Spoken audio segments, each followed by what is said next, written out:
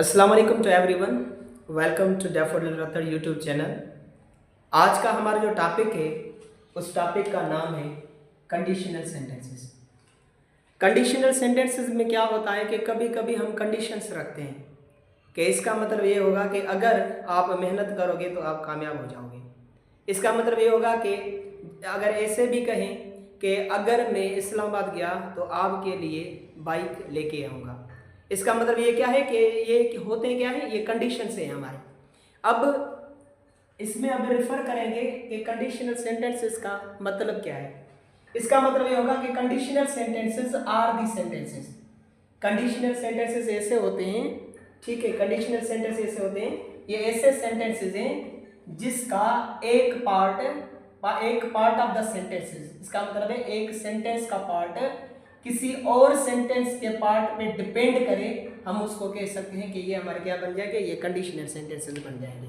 ठीक है, इसका मतलब ये होगा कि किसी भी एक, इसका मतलब है एक सेंटेंस में क्या होगा कि एक जो पार्ट होगा कि उस सेंटेंस का किसी और सेंटेंस के पार्ट पे डिपेंड करे तो हम इसको कह सकते हैं कि वो हमारे कंडीशनल सेंटेंसेस बन जाएंगे। अब उसमें क्या होगा, उसमें एक होगा वन डिपेंडेंट क्लास, ठीक है, और एक होगा इंडिपेंडेंट क्लास, एक डिपेंडेंट और एक इंडिपेंडेंट। मगर ये बात याद रखें इसमें कि इसमें कभी भी ऐसा एक, इसका मतलब ये होगा कि ये इसमें कंपाउंड सेंटेंसेस को नहीं कह सकते। इसका मतलब ये इसको हम कह सकते हैं ये कॉम्प्लेक्स सेंटेंसेस है हमारे। ठीक है, तो इसका मतलब ये होगा कि एक सेंटेंस क्या होगा, एक वन डिपेंडेंट क्लास होगा और वन इंडिपेंडेंट क्लास होगा। इसका मतलब ये होगा कि वन डिपेंडेंट क्लास को आप सबऑर्डिनेट भी कह सकते हैं और वन इंडिपेंडेंट क्लास को आप मेन क्लास भी कह सकते हैं। ठीक है, वन इंडिपेंडेंट क्लास को क्या कह सकते हैं, मेन क्लास, और वन डिपेंडेंट क्लास को आप सबऑर्डिनेट क्लास भी कह सकते हैं। ठीक है, अब मैंने सेंटेंस लिखा है यहाँ पे, if he comes comma I will go. ठीक है, अब ये क्या है, ये है हमारी क्या कंडीशन। ठीक है, इसका मतलब ये होगा, एक पॉइंट याद रख लें कि डिपेंडेंट क्लास का मतलब क्या होगा कि डिपेंडेंट क्लास ऑलवेज रिफर्स किसको, दैट्स अ कंडीशन को। ठीक है, इसका मतलब याद रख लें कि कोई भी ऐसा सेंटेंस का पार्ट अगर किसी कंडीशन, इसका मतलब है कि किसी कंडीशन को रेफर करे तो वो हमारा क्या बन जाएगा, वो एक डिपेंडेंट क्लास बन जाएगा। ठीक है, अब ये जो है आई विल गो, इसका मतलब है कि one independent class always refers the what, that's the result.